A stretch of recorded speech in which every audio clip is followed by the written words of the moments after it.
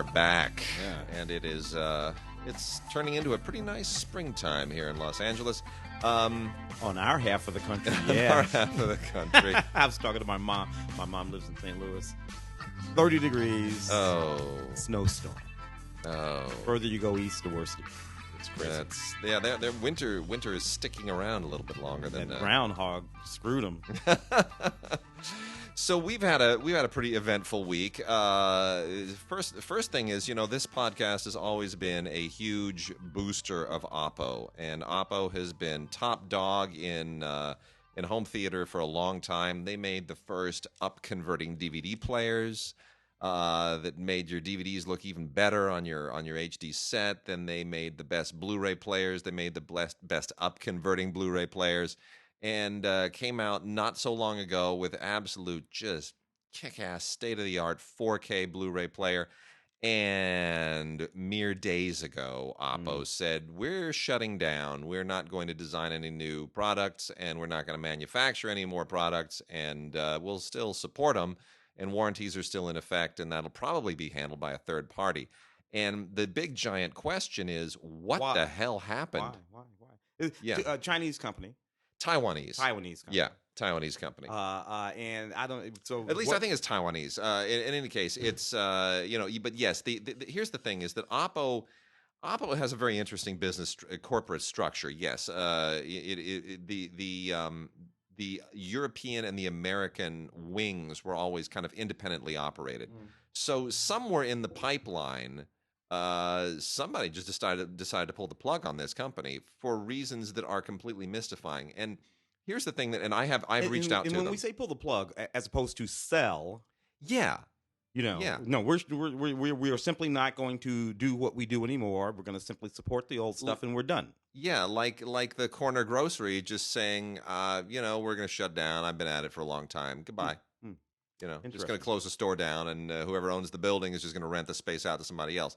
That kind of thing happens with the corner grocery. That kind of thing does not happen with tech companies. Yeah. Because you have technology, you have patents. Yeah, usually you get broken up into because they Blu-ray players and 4K, all that, but they also have cell phones and all kinds of crap. There's a value. Yeah. I mean, the company is worth something. It's worth something to someone. So you're either going to sell your technology, or you're going to sell the company, or you're going to break the company up into pieces and sell it, or declare bankruptcy and reorganize or something. But nobody just shuts down. That's weird. Very strange. And especially for a company that is A, not losing money, B, state-of-the-art. Has good products. Has great products that are considered industry-leading products, where you go into any Magnolia or any home theater store in the country and you look at their state-of-the-art system, and it always has an Oppo.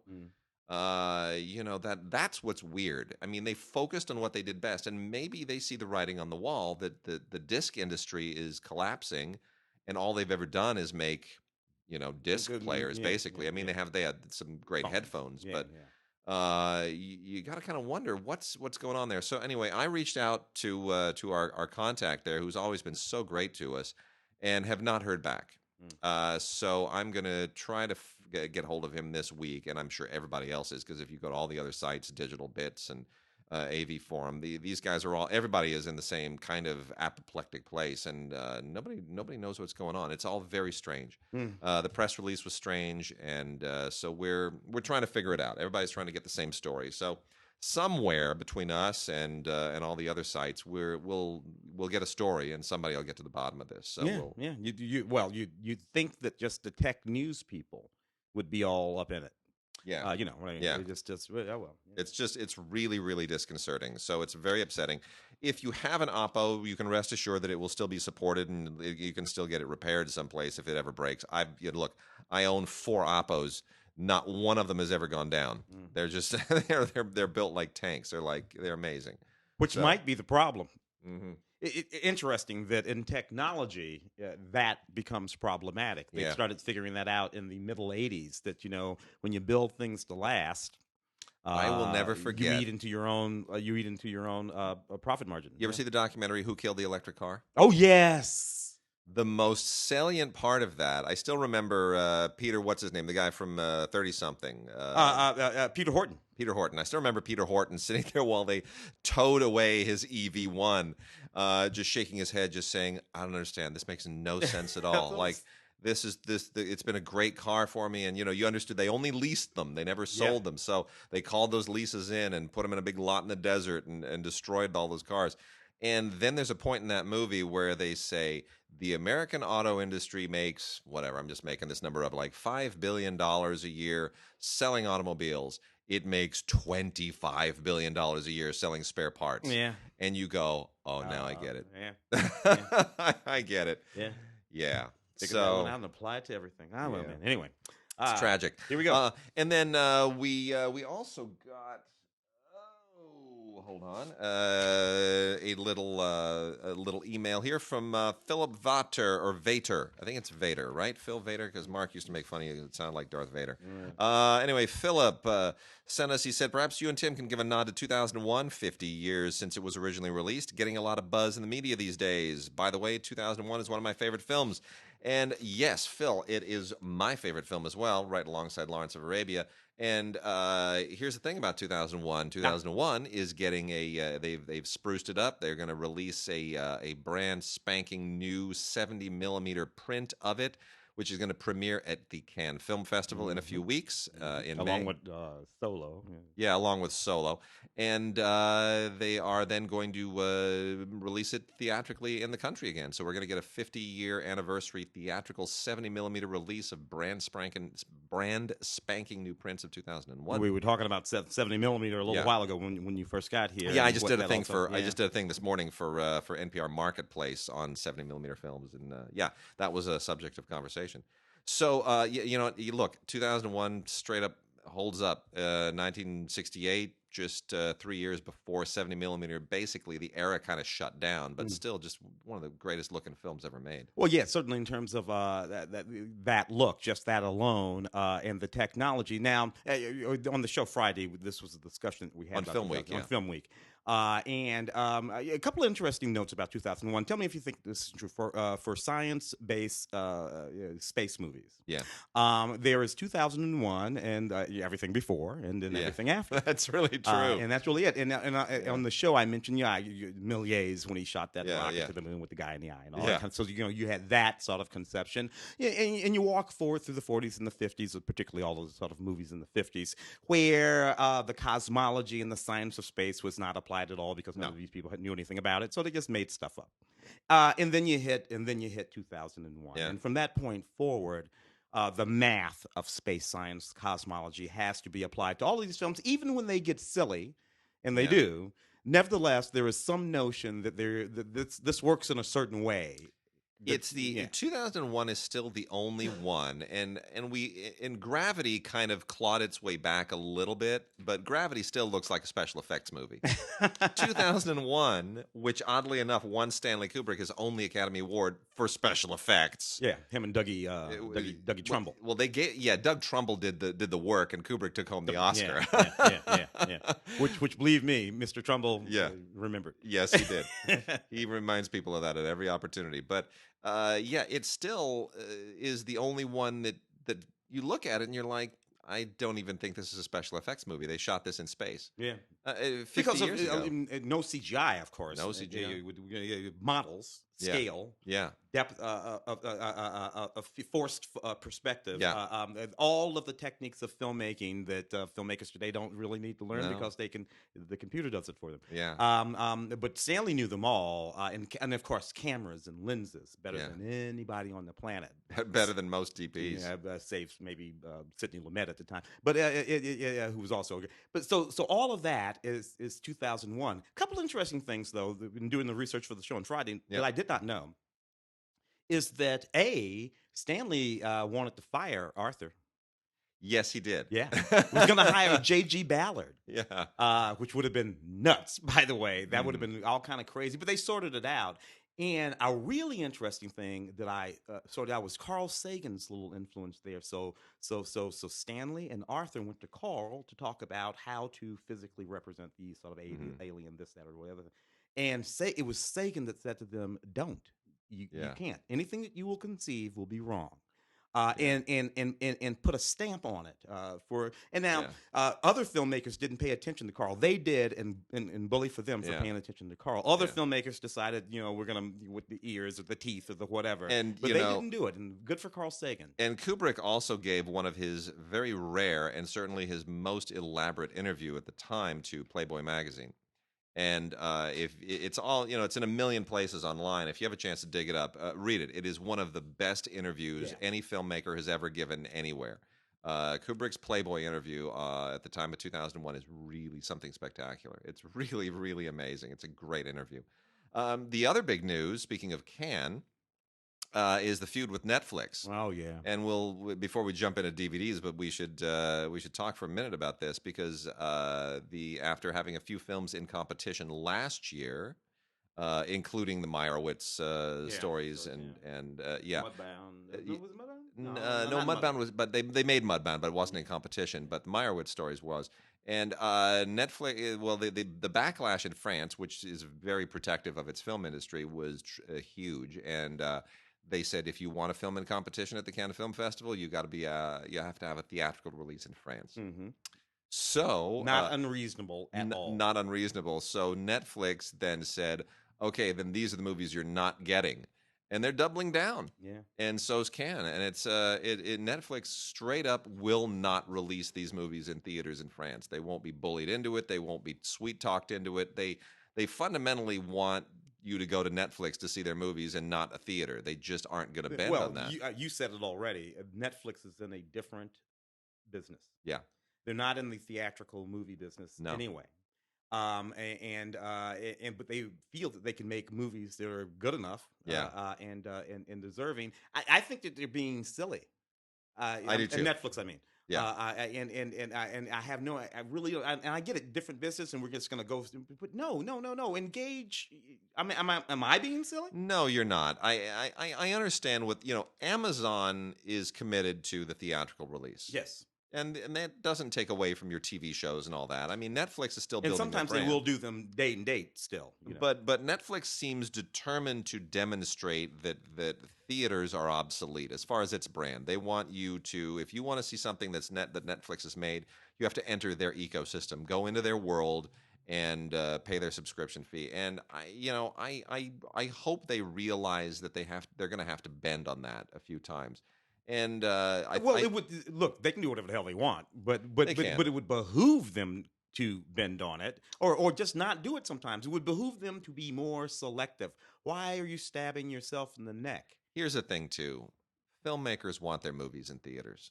They do. They want people to see them in a theater. They want people, as I said on Film Week a few weeks ago, you want people to sit in a room with strangers and to laugh and cry and yell and have all of these shared moments together.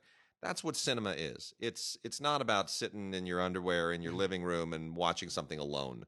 It's about getting out of your house, getting out of your safe zone, getting out of your world, and walking into that dark room with strangers and having the ultimate communal shared emotional experience, which doesn't really happen anywhere anymore unless it's live concerts, sports, and restaurants. It's certainly the traditional cinematic experience. Yeah, is one that's being challenged really hardcore right now. For a lot of different reasons. Some of it has to do with the movies. Some of it has to do with the expense of these things, because it does get hard to make these numbers make sense sometimes. It does. When you're a Dodgers game, a hockey game, a basketball game, a theater, everything will cost several $100s now. Yeah. The movie experience didn't used to, though. The movie experience was the blue collar and even the poor person's experience. Right. So no matter how the opera, there was always opera. Yeah, we didn't go. That's right. But that's okay. We could go to the movies now. These things are all creeping up into the milieu of the if not the rich, the at least people who can afford it. Yeah. And I'm looking at us, me anyway, Yeah. and as a regular guy, just a regular guy, same economic status that I've had all my life. Yeah. I went from lower middle class to middle class and sort of like hung around there my whole entire life, bouncing back and forth. Fine with me, no problem. I never had any problem with any of that. I could do anything that anybody wanted to do. I took vacations and went on trips and went to the movies and did all of that, living in that socioeconomic status. Now, even going to the movies in that socioeconomic status is a lot of money. Requires a thought. I have to think about it. Yeah. I have to make a decision about that, between that and something else. That didn't used to be the case for a person in our socioeconomic status. Movies cost 3 times as much now as they did when I was in high school. Yeah. Nothing else Which means to the high school kid who doesn't have 3 times as much money as we did when we were in high school, simply has to either not go to a lot of movies. Certainly, they don't go to the movies the way we did. No, I was a 3-time-a-week guy. Look, nothing else in the world, in my world, costs 3 times what it used to cost. Yeah, nothing. Yeah, maybe houses. Houses, sure. Yeah, houses. Yeah, but that's about houses it. and movies and houses. All well, right, anyway, so that's where it's at. So we are so depressing. we are. Whoa, but 2001 is coming out again. Yeah. You just have to pay 3 times as much for it, or 4 times as much. So I'm going to go through. We have some great PBS Blu-rays this week. Some really, really good stuff from PBS. Let me just hit this up really quickly. The Impossible Flight is a Nova segment that is just really, really wonderful. This is 2 hours of a fascinating story from March 2015 that may have just completely escaped you because it went right past me. March of 2015, I was trying to think, like, what was going on in March of 2015? Yeah. Well, I guess everybody was announcing for the election next year. We were in full political mode or something. But this was an amazing moment in the history of aviation. The Solar Impulse 2 went out to become the first solar-powered airplane to completely circumnavigate the globe. Yeah. And they'd been planning this for over a decade. And it's really an amazing story about how this was all put together and the way they built the plane and financed it, and just as a feat, as an aviation feat, this is really a great story. It certainly is right up there with Lindbergh and the things that Amelia did, and whatnot. I mean, we live here now, and the engineering that goes into a solar powered airplane, especially one that can stay in flight longer than 15 seconds, much less fly around the world, is pretty amazing. And they make it all accessible, and it's wonderful. Black Hole Apocalypse is another Nova. This one is this gets a little bit heady, and there's a lot of theoretical stuff in this, but astrophysicist Jana Levin hosts this, and it gets into the whole issue of what we've learned about black holes and how our understanding of them has basically changed. Yeah. And it's changed a lot, by the way. Yeah. Like what we thought black holes were at the time that Disney made that movie. Yeah. That's like ancient science now. That's like flat Earth theory. It's all upside down. Science! It's really, really interesting. And who knows how that may change again. The New York Cantors is a fantastic concert. Still have a trail of my cough. Oh yeah, actually, you're doing way better though. I'm doing better, right? I held on there for the better part of 20 minutes. So the New York Cantors is this wonderful, wonderful concert that they had in this synagogue, this ancient synagogue in Amsterdam, where these 3 legendary cantors from New York get together and put on a concert like the 3 tenors, except they're Jewish cantors. Yeah. And, you forget what an amazing tradition it is to have cantors in Judaism. Yaakov Lemmer, Ozzy Schwartz, and Netanel Hershtik. Wow, I pronounced all 3 of those. So proud of myself. Put on a wonderful one. I mean, most of this is traditional Sephardic and Jewish singing music, cultural stuff. But it's just wonderful. They also sing the bells of New York City. It's just really, really great.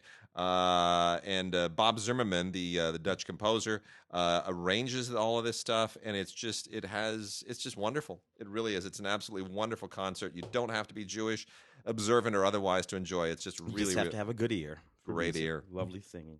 Understanding the opioid epidemic. If you're in my position, I understand that a lot of people are addicted to prescription drugs and they're dying, and they're taking too many of them, and it's been really irresponsible. That's as much as I know. How this happened, how this just happened, what the turning point was where this became a thing, that stuff I didn't necessarily understand. So this goes into all those details. It's a good, solid, dense, hour-long documentary. It gets into exactly how we got to this place, where all the we missed all the warning signs, and how the medical establishment kind of let everything slide. It's really it's very upsetting, and it doesn't necessarily give you a lot of hope that this problem will be solved anytime soon. But there are, at least being aware of it is half the problem. Scanning the Pyramids is an episode of Secrets of the Dead, which continues to be a really interesting show. This is about an hour long, and goes into all of the new technology we're using, 3D modeling and everything else, to better understand the Great Pyramid and to figure out what the hell is inside the thing, because you can't drill into it. You sort of have to, use all kinds of modern day technology to scan it and figure it out. And they continue to find all kinds of nooks and crannies in those damn things. Yeah. So anyway, this all went on for 2 years. This stuff. I can't imagine what kind of a dedicated researcher you have to be to spend 2 years doing this. But it's very, very interesting, and will continue to be until we discover that there's an alien civilization buried and living somewhere in the middle of it or underneath it. Episode of Nature, the Cheetah Children. Nature always does wonderful stuff. I would have liked for this to be on Blu-ray, honestly, because this has that great photography that you always want from those great Nature installments, but not to be in this case. Also an hour long, and you're basically taking a nice, wonderful nature filmographer's look at the the maternal culture of the cheetah, I guess is the best way to put it. Interesting. Cheetah mother with 5 cubs, and how they are trained, and what the culture of being a cheetah mother involves, which is not unlike being any other mother. They're still learning and training, and yes, it's instinctual, but it's fascinating. Exodus, The Journey Continues, is one of those amazing front lines that just blows your mind. This is 2 hours long, and it deals with the nature of the refugee crisis as we know it today globally, and how the world is dealing with it, how it is not dealing with it, why people migrate, for whether it's war, whether it's poverty, whether it's whatever, that for whatever reasons, and how it's changing the demographics and the politics of the world, both for the better and for the worse. And again, this is like the opioid crisis. It doesn't give you any solutions, but it certainly lays out a roadmap. Is it historical at all? No. No. This is looking at the present day. Looking at the present day, and sort of why we suddenly have a world that is migrating more than it has in certainly 100 years. Yeah, about 100 years. The reason why I ask, of course, is the notion of migration or immigration, as we call it now, but it's really just migration. It's always been the same. Excuse me. Certainly, if we look at the United States, there are these very distinct markers across time. Sure. When Americans had to go. They just started moving. Yeah, they moved in the South. They moved. That's right. Yeah. All of you know that. Sure. And a lot of the times these things affected very specific populations. Obviously, black populations that moved up out of the South and went north. The reason why my people are from St. Louis. Yeah. When I was born in Tennessee, is because of that migration, and the ones who came west. To Los Angeles, and what that meant in terms of the culture and the way the United States was shaped, all of which is much better than it would have been before, by the way. Why we don't see how that does work exactly the same way when you scale it out from a single nation to all nations. Yeah. Why we don't see how this works better if you just let everybody go wherever the hell they can get themselves to. When you have people who sort of ossify into cultural identities, that's where it starts to get sticky. And you start to, if you've been what, say, Scandinavia has been for the last 800-900 years, 1,000 years, and suddenly there's a significant part of your population that is Muslim and brown, you start to say, well, what does it mean to be Swedish if those people are also Swedish? And these things find their way into all kinds of other parts of the world as well. It is the history of Burma and Thailand is equally problematic. And you think, well, Burmese, Thai, aren't they the same people? Well, they are if you're an American looking at it from over here. But if you live in Burma, those people are those people, and we are us, and never the twain shall meet. And certainly it's easy when you are not Asian to talk about, well, Asians. No. Talk to Koreans and Chinese about how they feel about the Japanese, because those are some very old wounds. So all of that. The persistence of what Japan did to the Koreas. If you go to South Korea, they really kind of want to rid themselves of Japanese influence. And the Japanese are very, very aware of the fact that much of kanji, much of a lot of their characters come from China. It's like, why do we have Chinese characters in our language? All of these things are an issue to these people. And I don't know. It's fascinating. They're all because of at the end of the day this sort of mixing. But we push back against it instead of embracing it, and I think that's just generally speaking a mistake. If you're an alien who comes here from 8 trillion light years away, and you look at how we squabble about this, this culture, and that is like, but you guys live on the same planet. It's like, aren't you just a bunch of You're Earthlings? You're just Earthlings. You're not Martians, by the way. Anyway, it reminds me of that great episode of Star Trek, Let That Be Your Last Battlefield. But aren't you? Where he says, "Aren't you two the same?" He's half black on the right side. I'm half black on the left side. The wonderful Frank Gorshin. We were supposed to just sit there and just smack our foreheads and go, oh my People still don't get that. Anyway. So, and then the last PBS one here is Ann Curry's We'll Meet Again. Events that changed the world, people who changed each other. I love Ann Curry. I absolutely adore Ann Curry. Even before all that stuff blew up on the Today Show, I was mad at everybody for letting Ann Curry go, because I think she's terrific. Anyway, these are a series of stories that are just wonderful, absolutely wonderful. They are just human stories. A woman from an internment camp who's looking for her friend, her non-Japanese friend, who stood up for her. You've got a woman from Vietnam who's looking for her American father. You've got just amazing stories of people who, heroes from 9/11. I mean, this is just really wonderful stuff. And basically people looking for those who've had an effect on their lives in the past. And it's just so beautiful. You could make a movie out of every single one of these. And I hope somebody pays Ann Curry a lot of money to license these rights. Because it's wonderful stuff. Ann Curry is a terrific journalist, and We'll Meet Again is an absolutely wonderful collection of stories. So while Matt Lauer was doing what apparently he was doing, that's what Ann was doing. That's right. Therein lies the difference between the boys and the girls sometimes. You want me to jump on some of this TV? Let's do some TV. A neat little series out from Acorn, season 1 of Newton's Law. Here we have The Good Wife and all those. This is more or less something like that, with a little dash of upstairs, downstairs thrown in with it. So, she's like this solicitor. Of course, they have solicitors and barristers. Like in the UK. And they're both lawyers, more or less, but they do different things. And generally speaking, barristers are richer and more powerful than solicitors.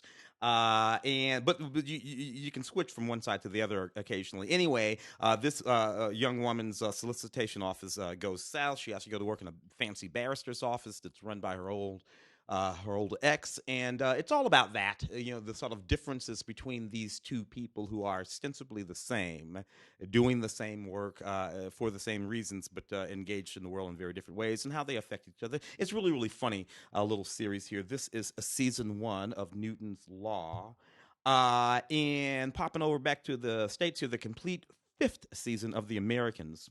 I was not deeply into The Americans 1, 2, 3 seasons, right? Whatever. Who was that? I guess my little niece was like, "Oh, I watch The Americans." It's taken some time to warm up, hasn't it? And you know what it was with me when all of this is going on. I was like a grown in the military. I was actually fighting the Soviets. The Soviets were my actual enemy at that time, and I'm looking at all this made up stuff. But nevertheless, this is actually quite a lot of fun. This series, because it's come to be more about the children than the parents. It's about these children, This, in case you haven't seen it, it's about these deep cover Russian spies buried in sort of, ordinary American culture, carrying out assignments and doing all kinds of stuff. And they've been here for a long time, and they have children who've grown up, who, as far as they're concerned, are actually American.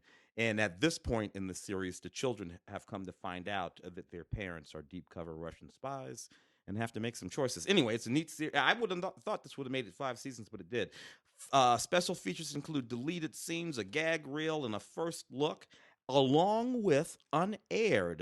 Like I said, unaired deleted scenes. All right. Anyway, FX and Sherlock Holmes in the 22nd century. I remember this. This was the wildest, weirdest animated. It's animated. Yeah, it's animated. Yeah. It is Sherlock Holmes in the 22nd century. And it's just so much. First of all, big old Sherlock Holmes freak. Yeah. In any context, really. Sir Arthur Conan Doyle's, in any context, it's really great for me. This was fun because in addition to all of the sort of Sherlock Holmesy kind of business that goes on, he also has an android and a robot and all this sort of futuristic stuff. And it's set in London, and it looks like London, sort of animated London, but it's also full of very modern stuff. To me, this is as much fun as a lot of the sort of anime. Japanese animated. So Sherlock Holmes in the 22nd, the complete series. Nice. And the new season of Legion just started. I've only seen one episode. To be honest with you, it was a little dense for me. The series is a little dense. I tried, man. I really tried. This is season 1. That's season 1 on Blu-ray. Yeah, on Blu-ray. So I don't know, 2 discs set, 8 episodes altogether. Of course, it's an adaptation of the Marvel. It's like an X-Men. An X-Men offshoot. And it goes all the way back. And there's a whole lot of stuff going on. Part of it is set in the past. Part of it is set in the present. If you know all of these little connections, it can be a little fun if you understand who this man is. It's about a young man who is psychotic, schizophrenic, as far as he's concerned anyway. Voices in his head, all kinds of things are going on. He eventually finds out in this first season that he has superpowers and that a whole lot more is going on than even he thinks. The one interesting notion that I was able to hang on to in the series is that he thinks he's psychotic and has superpowers. And it turns out that he is a psychotic and has superpowers. And I thought, you know what? That's clever. My issue here is if every single mutant in the X-Men universe took this long to sort out their issues and realize their powers, there would be no X-Men universe. Yeah, because, dude, relax. And like I said, season 2 got going. I watched it, and I'm like, hey, maybe this is just going over my head. But a lot of people like this. Anyway, 2 disc set, 8 episodes, special features, all kinds of stuff. If you're into it, this is the one for you. And so what is this? Super Bowl?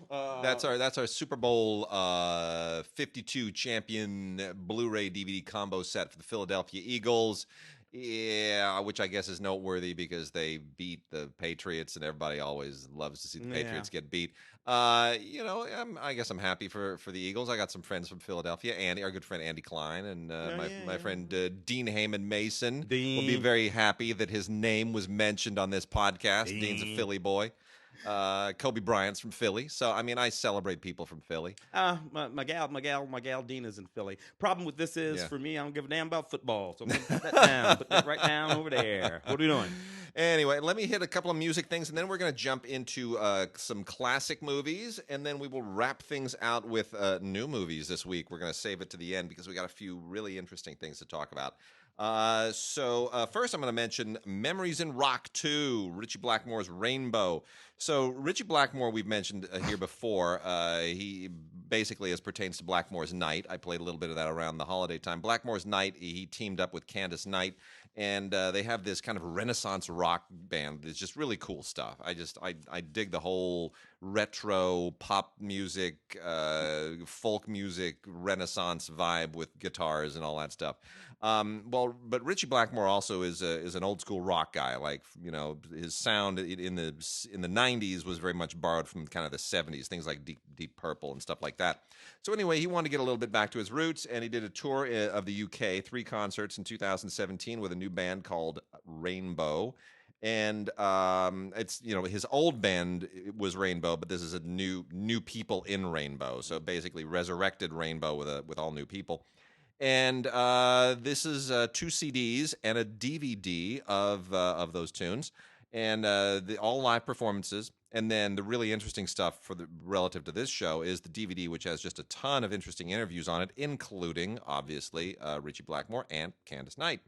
And really interesting stuff in the interviews. It's not just like EPK type stuff. There's really significant stuff here, and then there's even a little backstage thing. So if you are a fan of the music, the era, the guy, Memories in Rock 2, Ritchie Blackmore's Rainbow, it's pretty great. 2 CDs, like 20 tracks, and then a DVD of all kinds of cool interviews and a little bit of backstage stuff. And then from Naxos, Renee Fleming in Concert is a double Blu-ray set from Opus Arte. Renee Fleming has an absolutely extraordinary voice, works with Christian Thielemann conducting the Vienna Philharmonic Staatskapelle Dresden. And this is from the Salzburg Festival. Just some wonderful orchestral and vocal performances here, mostly from Richard Strauss. There's a Symphony No. 7 from Anton Bruckner. Hugo Wolf, 5 songs. But it's the Richard Strauss stuff that's really, really great. The Vienna Philharmonic stuff from Richard Strauss, and then a little bit of Richard Strauss with the Staatskapelle Dresden. It's great stuff, especially if you love, choral, vocal classical music. And then from Dynamic, which is another line that Naxos handles, is the Umberto Giordano's Fedora, which is a melodrama in 3 acts with an interesting libretto, and not quite an opera, but basically in the realm of opera, but not to the level of sort of the classical operas we associate. This is Daniela Desi anchors this. I've never heard her before, but the orchestra and chorus of Teatro Carlo Felice does a wonderful job. And then lastly, a performance of Jules Massenet's Werther, Werther, Werther by Jules Massenet, conducted by Cornelius Meister, performed by the Opernhaus Zurich, or the Philharmonia Zurich at the Opernhaus Zurich. That's for that. If you are opera fan, then you know what this is, then you will revel to it. Not my style, not my speed, but it's there. So, that said, classic movies. Classic indeed. Classic indeed. The Sandlot. I'm going to give people a second to think about what year anniversary it is. Please don't tell me it's the 30th. Is it more than the 30th? No, fortunately, it's only the 25th. Oh. But you know what? That made my back hurt. 25th year anniversary of The Sandlot. Wow, man. I can remember I did the junket for this movie, of course. And Art LaFleur is in this movie. A friend of mine who's lived around the corner from me for many years. The wonderful actor Art LaFleur. And I remember all of these kids when they were kids. Yeah. Every single one of them I talked to at the junket. Most of them were absolutely obnoxious. You were all obnoxious children, everybody in this movie. But they grew up to be pretty decent adults. Some of them went on to become significant actors. In one way or another, and certainly this film, it has a place in the heart of sort of fans of these kinds of movies for kids back in the day. Oh, I guess Stand By Me might be one of them. I guess Bad News Bears from my childhood would be another one of them. So on and so forth. And for this generation, 25 years ago, Sandlot. Yeah. Just a neat little movie with a big old dog and some kids playing baseball and so what the hell are you going to do? This Blu-ray special features has a featurette on it and the trailer and a couple of TV spots. They might have been able to do a little bit better, but it's pretty neat. Also, no, you know what? I take it back. 10 exclusive Topps baseball cards. Okay, then. Inside this package. That's Fine. a thing. That's a thing. For baseball fans, that's a thing. Neat Fantastic. Neat anniversary. We talked to Larry Cohen not too long ago. Larry Cohen, just one of the all-time great exploitation guys. Directed, so many cool movies. Everything from Q, Quetzalcoatl, The Winged Serpent, to Black Caesar. I mean, it really, and then original gangsters. Larry, he wrote Phone Booth originally for Hitchcock. Wound up being directed by Joel Schumacher years later. Yeah, like 25 years later. Yeah. Larry Cohen is just a great guy, and they made that documentary about all of his movies. And here's a classic old Larry Cohen movie that he wrote, directed, and produced in 1981. Pretty late for the exploitation era, but still, it's a great Larry Cohen movie. It's called Full Moon High. Yeah. And here's the tagline. I love this. He's today's teenage werewolf. Only the rules have changed. And what's brilliant is the art. We have to see the artwork. Like the artwork is a teenage werewolf who is running because there's a woman chasing him with a knife. A scantily clad woman with a knife. Yeah. Yeah. Looks like Daisy Duke. It completely flips the whole. It flips the script on these things. And what's weird to me is that the character here. This is before Teen Wolf basically did a lot of these same kinds of things. Is Adam Arkin plays the werewolf here. Adam Arkin, Alan Arkin's son. Adam Arkin, yes, Adam Arkin. Yes, Adam Arkin. who to my mind is not a teenager, but he was in 81. Yeah, I guess, in 81. so. He was probably still about 30, but whatever. Yeah. He's getting away with it. Anyway, it's really fun. There's a Larry Cohen commentary, which is moderated by the filmmaker Steve Mitchell, who made the documentary King Cohen. So that's really fun. That's on Blu-ray from the Shot Factory people as part of their Scream Factory line. And then in the same vein is a Blu-ray DVD combo set from MVD of Twilight People, Evolved from Evil. And here's my favorite tagline here. Test tube terrors, half beast, all monster. In another life, terrors. I used to write crap like that. I used to write. I know, test tube terrors. Anyway, really, what's hysterical? This has some of the greatest artwork you've ever seen, because it's all a kind of H.G. Wellsian Greco mythology, human animal hybrid stuff. Like a bat with a human head, or a woman with a wolf's head, that sort of island of Dr. Moreau. Yeah, all that stuff. It's basically taking animal heads and putting them on people, and it's a stone cold riot. It really Ironically, also the theme of Thundercats. Yeah. Well, so here's the thing. In point of fact, this is an adaptation of The Island of Dr. Moreau, but they don't cop to it. They cop to it they admit it on the back of the box for whatever weird reasons. I don't know. Maybe H.G. Wells' estate threatened to sue them or something. But they don't actually admit it. So it's like the adaptation of The Island of Dr. Moreau that's sort of not a very good adaptation, and they don't admit that it's an adaptation. In any case, it's just about it's animal heads on people. That's what it is. Pam Grier plays the Panther Woman, and quite well, I should admit. And then Roger Corman was an uncredited producer on this. Eddie Romero directed it, who does perfectly fine job. Nothing remarkable. There's an interview with him on here. There's also a commentary with David Del Valle and David Decoteau, who both are really kind of experts on this period. And then the original trailer, which is even funnier than the movie, and the TV spots, which are funnier than the trailer. Yeah. So it's a Blu-ray DVD combo from MVD. It's a lot of fun.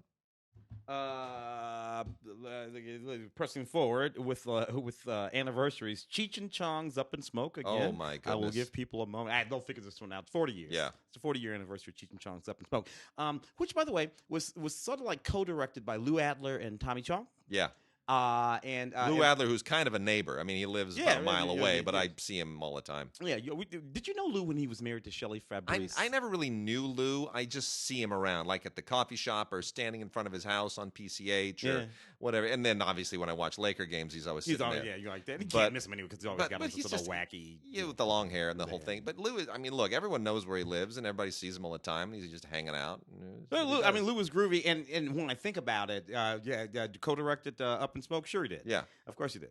And first of all, this is a terrible movie. Yes. It has always been a terrible movie. And tomorrow, it'll still be a terrible movie. People watch it because it alludes to a culture and a time and a space and all of that kind of stuff, but it's not really a watchable film in any way, shape, or form. And for that reason, we are going to make one fan of this movie very happy by giving away, courtesy of Paramount, a special edition Up in Smoke stash box. Paramount is making available for one very lucky listener a stash box, which is it's a wooden stash box with this movie and who knows whatever else in it. But it'll be it's a nice giveaway. The Up in Smoke Cheech and Chong stash box. So that is just go ahead and send us an email to gods@digigods.com or gods@cinegods.com, either one, and put smoke. Yeah. Just put smoke in the subject line, your name and your address in the body of the email. And as long as it gets to us by April 13th, Friday the 13th, that's appropriate. we will we'll pick a winner and have Paramount send you your stash box. I shouldn't be so. I'm being quite an ass considering how much weed I smoke. This has all kinds of stuff on it. It's a 2-disc Blu-ray, all kinds of special features, long commentary tracks with Cheech and Lou, and deleted scenes and commentary and movies and stuff. So it's really just a jam-packed thing. So you get the stash box, you get the movie, all kinds of new content. Cheech and Chong's Up in Smoke. Only thing not in this, an eighth. Should have put an eighth in it. Should have put an eighth in that. Whatever. Go on. A Study in Terror. Sherlock Holmes. I particularly like this one because he's chasing Jack the Ripper. Yeah. And Jack, who of course is both Jack the Ripper and the Doctor, is almost as bright as Sherlock. So it's quite a romp. I rather like this one quite a lot. This is from who's this from? This Blu-ray. Oh, the company? Yeah. This is from Mill Creek. Mill Creek? Mill Creek. Yeah, this is the John Neville. Oh, Judi Dench was in this. Oh my yeah, gosh. young Judi Dench. Yeah. Yeah, this is the John Neville, Anthony Quayle, Barbara Windsor one. This is what year was this made? That's 1965, man. Okay, yeah, for sure. Wow, 65. Wow, yeah. Yeah, young Judi Dench. Young Judi Dench. My goodness, I'm gonna have to watch this. That's a wonderful. I like that one. I like the story, of course. Oh yeah, that's not an actual Arthur Conan Doyle story, right? But nevertheless, because after a while they started doing all kinds of things with Sherlock that didn't have anything to do with Sir Arthur. Oh yeah, I remember at a certain point Sherlock Holmes is fighting Nazis. I remember I'm like, what? Where did we? Okay, I guess sure. Why not? Why not? If Sherlock Holmes can be in the future in the animated thing, 22nd. Yeah, he could fight Nazis. Twilight Time has released 4 terrific titles. These came out a couple weeks ago in March. This is their March suite, and it's a really interesting. Every month when the Twilight Times come out, I'm always fascinated. First up is Marilyn Monroe in Don't Bother to Knock. Along with Richard Widmark, which is it's one of the odd films out in the Monroe canon. People don't typically think of this one because it's a very, very dramatic role, and it's an early part from 1952. And this is where you find out just how good she can actually be, because she's usually playing the tart and she's doing the the silly thing, gentlemen prefer blondes or some like it hot. She's not doing that here, and she's got to rise to the level of Richard Widmark and Anne Bancroft, and a really, really great cast, and in a really solid melodrama from the period that has kind of some creepy noirish aspects to it. It's a good film. Not a great film, but a very good film, and she's extremely good in it. And I think it's really worth checking out. It's like a bus stop level performance. It is for sure, because people forget how good she was in that movie. She's good in Bus Stop too, for sure. Really noir is Underworld USA from 1961, which is really, really terrific. This is a Samuel Fuller film. He wrote it, he directed it, he produced it. He just put his unmistakable, gritty, tough, hard-boiled imprimatur on it. And it's amazing kind of how prescient this is. This is this is a kind of a look at the merging of business and organized crime to create this sort of oligarchic netherworld that just basically controls everything. And it's a really kind of an eerie film. It's definitely a hard-boiled noir. It's got some great special features. The isolated music track, obviously a featurette on Fuller, and then Martin Scorsese talking about the film and giving you why he thinks that this is a great movie. What a great cast, though. Cliff Robertson has never been better, and it's a really, really good film. Paul Dubov, really good actor too. The last two are very much of a piece. They are both a particular kind of crime film that becomes a big deal in the 1970s. The first one is The New Centurions. Oh man, Stacy Keach. Right, it's just great. Joe Wambaugh, Joseph Wambaugh was kind of like the every decade sort of has its novelist, right? Yeah. Like Grisham sort of owned the 90s, and Scott Turow sort of owned the 80s. And Wambaugh owned that late 60s or 70s thing. Yeah. Onion the Field. Onion Field. I mean, Plus that sort of inside knowledge. It's great. Of the actual scene. And so this is all about rookie LAPD cops, and George C. Scott is great. Stacy Keach, very young, equally great.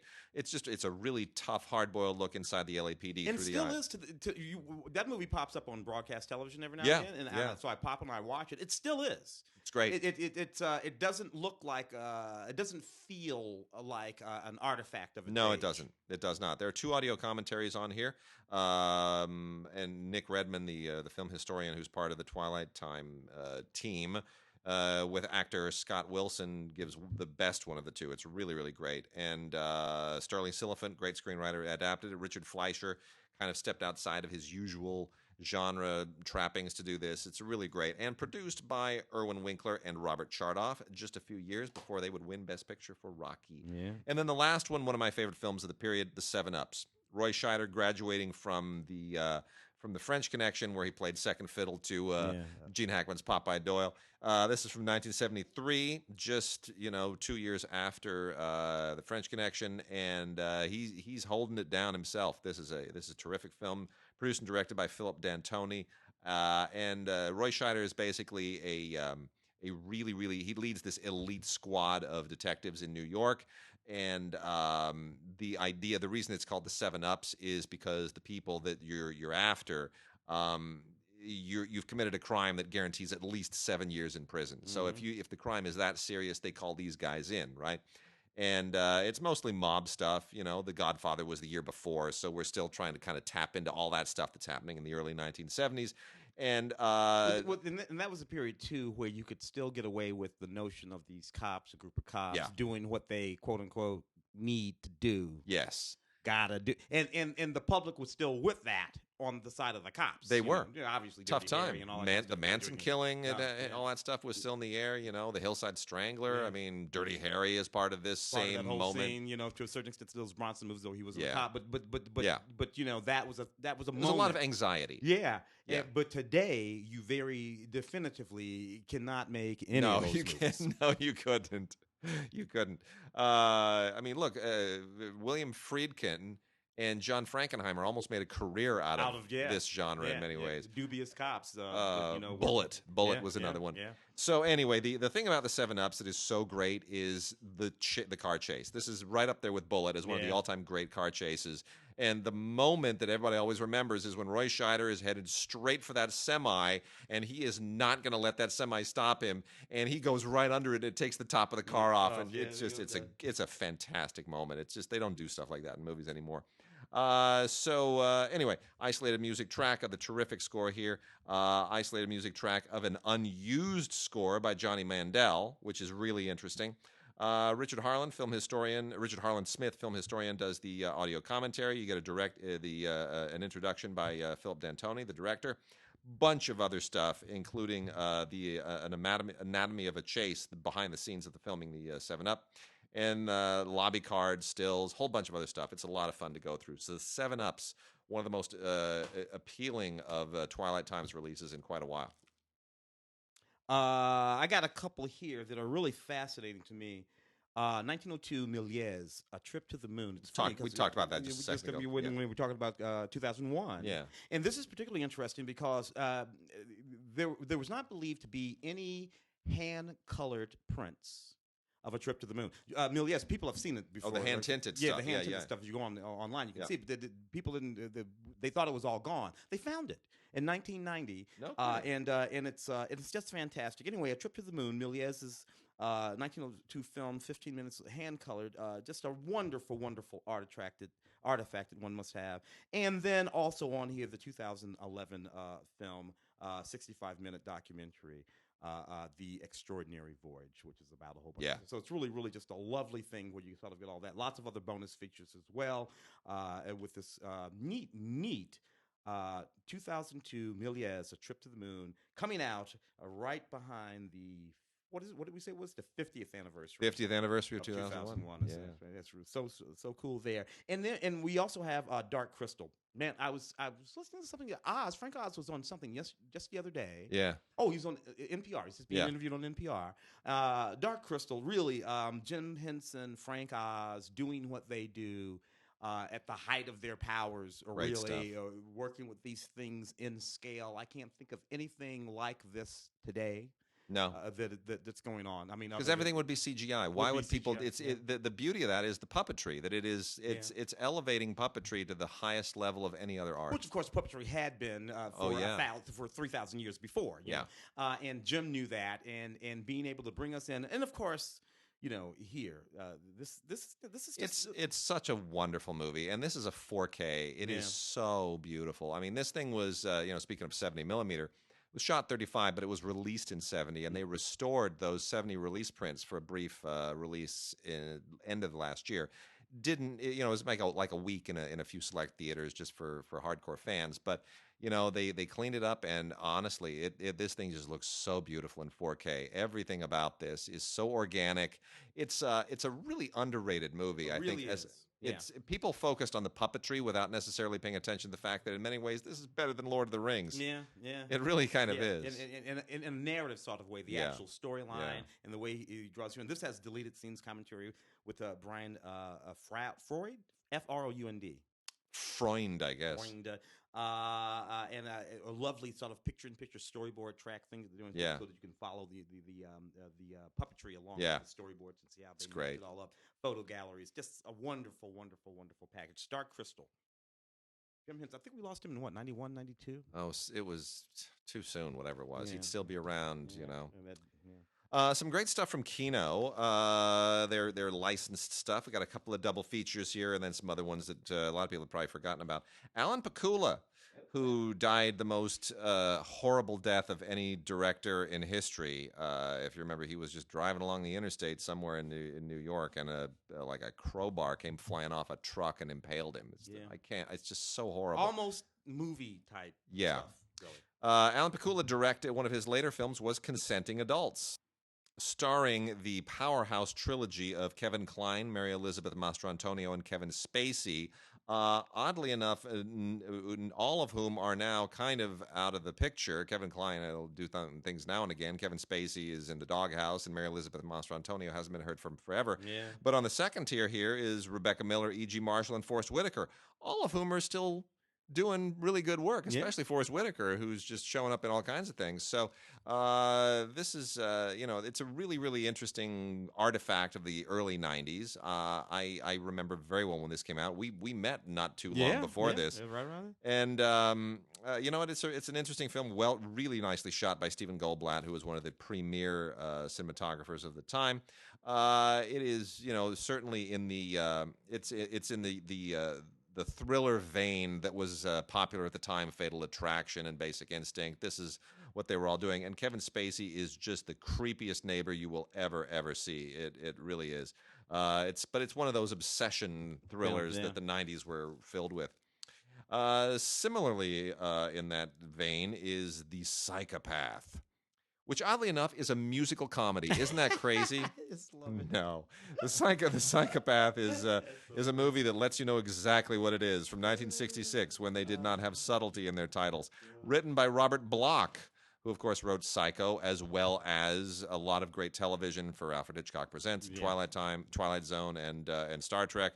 This is a new 4K restoration, which is significant because this was directed by the great Freddie Francis, who of course was as well a great cinematographer, and it just has that great look that he was just such a master of. So written by Robert Bloch, directed by Freddie Francis, and a really kind of a cool serial killer storyline, especially for the era, that is sort of foreshadows a lot of other things that have happened since, obviously in the wake of Psycho, but Silence of the Lambs and a lot of, even Dirty Harry. So I love the tagline here too. Mother, may I go out to kill?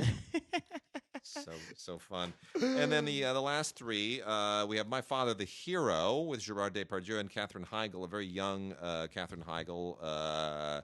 This is an adaptation of the original French film of the same title that also starred Depardieu. The difference is the 1991 film in French is actually a little bit more meaningful, about a father trying to deal with a daughter who's growing, who's reaching adolescence, and she's very attractive, and he doesn't know how to deal with it, and it's a little bit funny, but in a bittersweet way, and it's a meaningful French comedy, as was the original Three Men and a Cradle.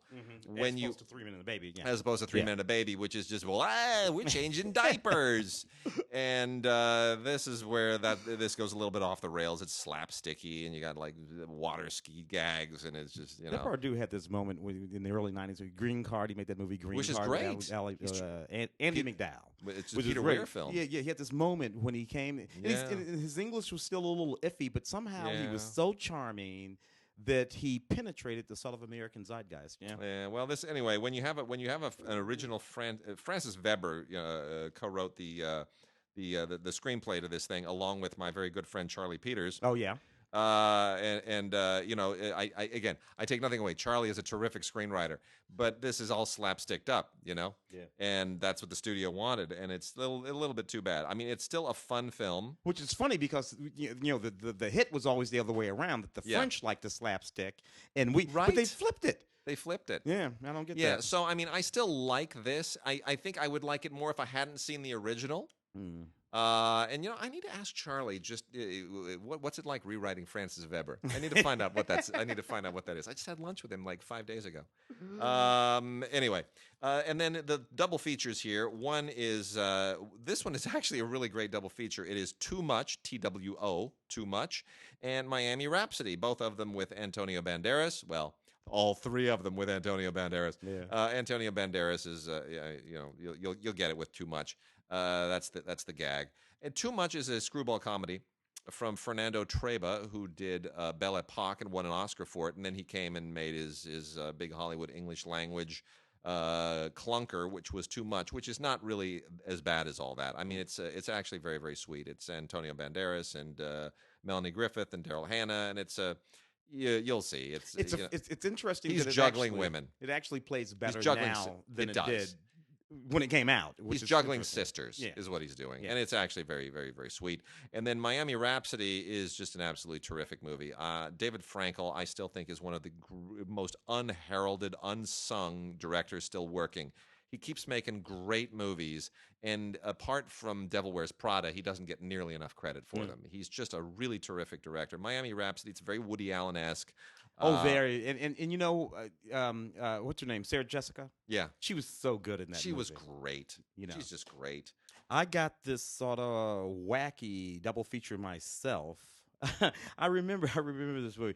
Mother May I Sleep with Danger, 1996, right? This was Tori Spelling and a guy named Ivan Sergi. If you look up Ivan Sergi, you'll see his face. He's been in 1,000 movies since 1996. So in 2016, our James Franco, never the one without an idea, decides to reimagine this perfectly mediocre movie from 1996. And then they do. And what is neat about it is he puts Tori and he puts Ivan in it.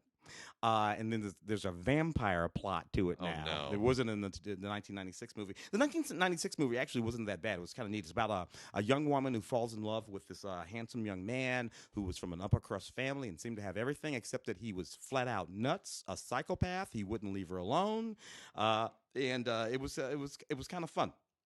So this sort of picks up with that, throws in a vampire plot, and presses forward. Mother, May I Sleep with Danger, a double feature, both featuring Tori Spelling. Getting Gotti. I remember this movie too. It's really funny, you know, when these things sort of like come back at you, and you're like, "Wait a minute!"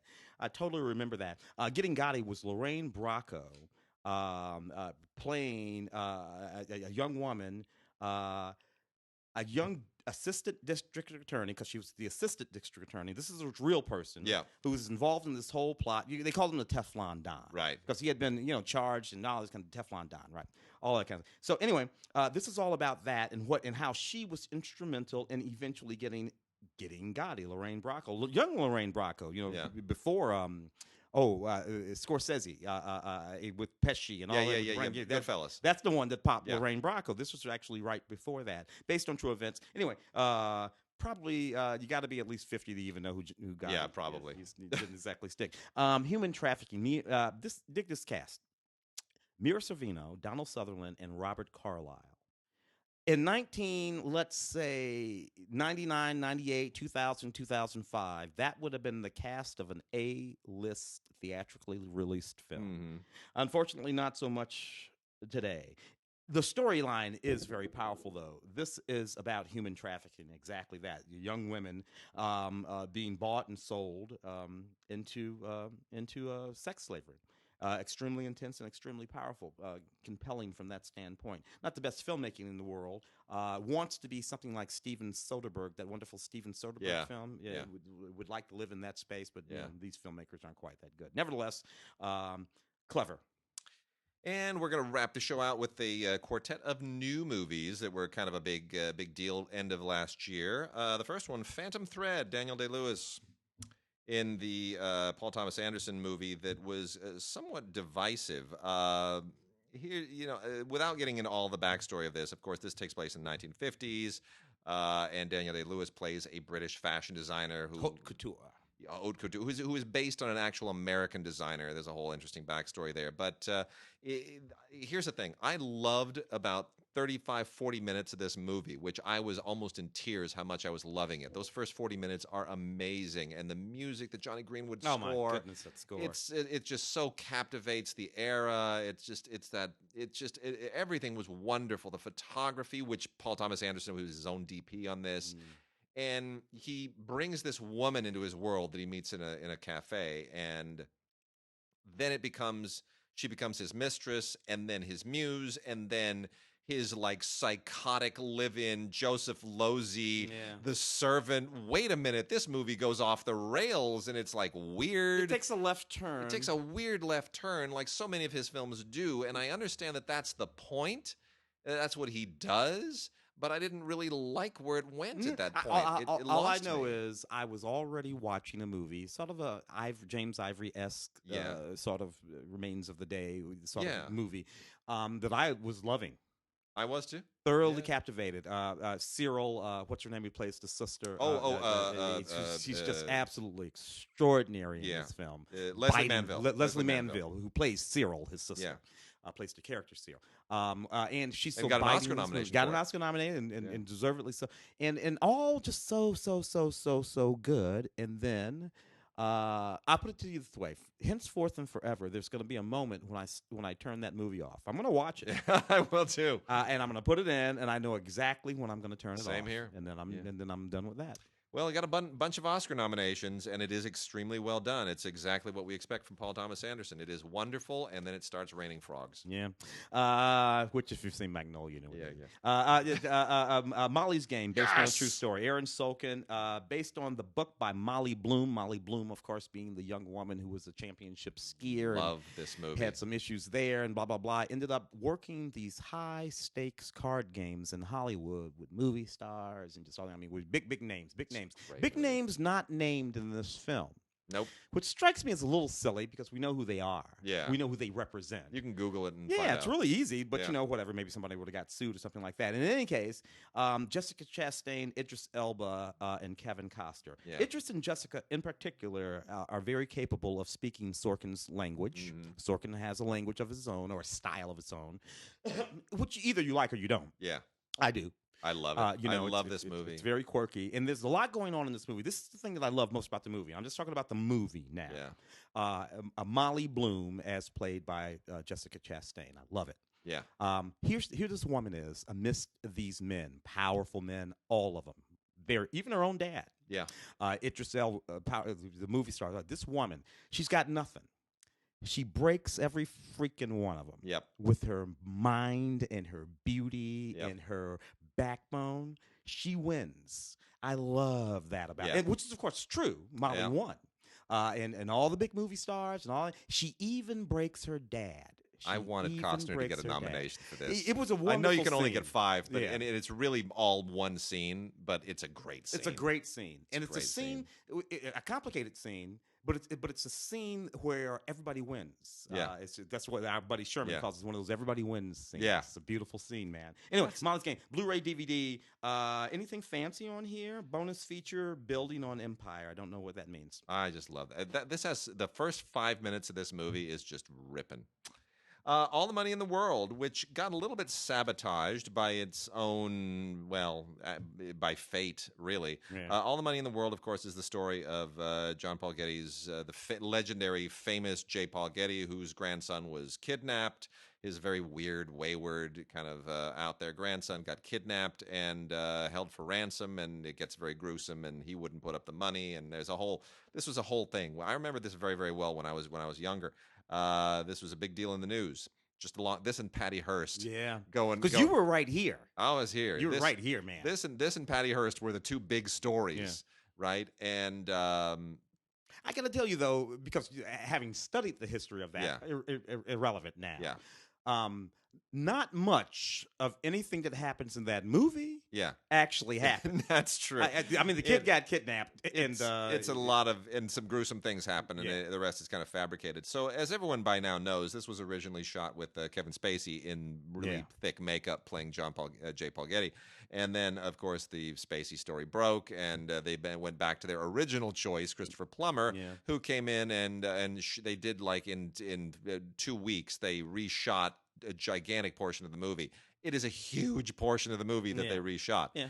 And he got an Oscar nomination for it. Yeah, good for him. Yeah. The movie sort of slipped away from the overall sort of Oscar because it came out so late. Because they had to push. They pushed it past our voting date, so we didn't get to see this movie for voting. And I think a lot of people, a lot of critics groups, if they had seen this in time for their voting, might have given it an award, certainly to Christopher Plummer, and it might have done a little bit better at the box office and awards. But as it is, I think they made an amazing recovery, and notwithstanding the reshoot fiasco of Mark Wahlberg getting paid millions and Michelle Williams getting paid nothing. Which is disgusting, and particularly since she is the same agency. I mean, that's just The Greatest Showman, 4K Ultra HD release here. Look, The Greatest Showman.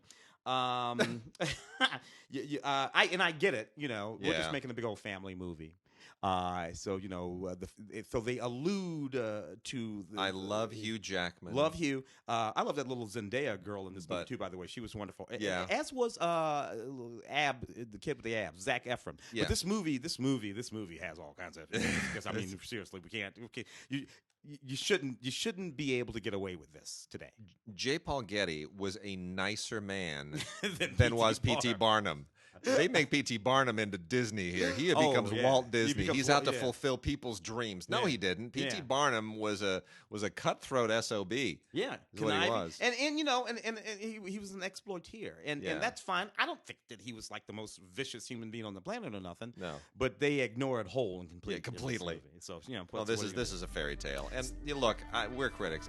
Everybody I know who saw this movie, with the exception of a songwriter friend of mine who wanted to just burn the negative. Everyone I know who saw this, they just loved the songs. And they had a good time with it, and it made a lot of money.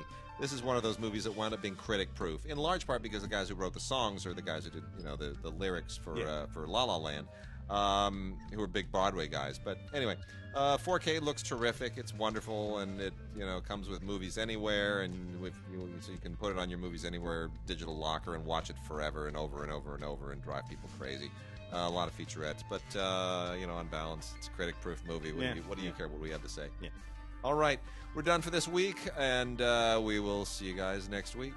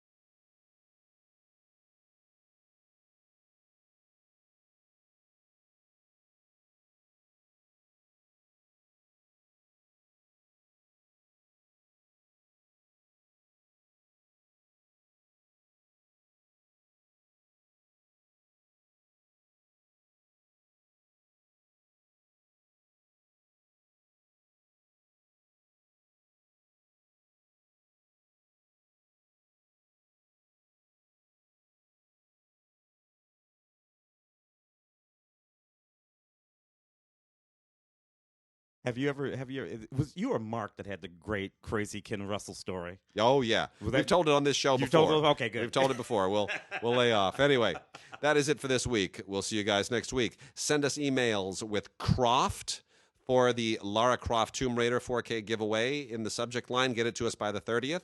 And Damon, Damon, to win one of the 2 4K packs for downsizing to gods@digigods.com or gods@cinegods.com by the 30th. See you next week.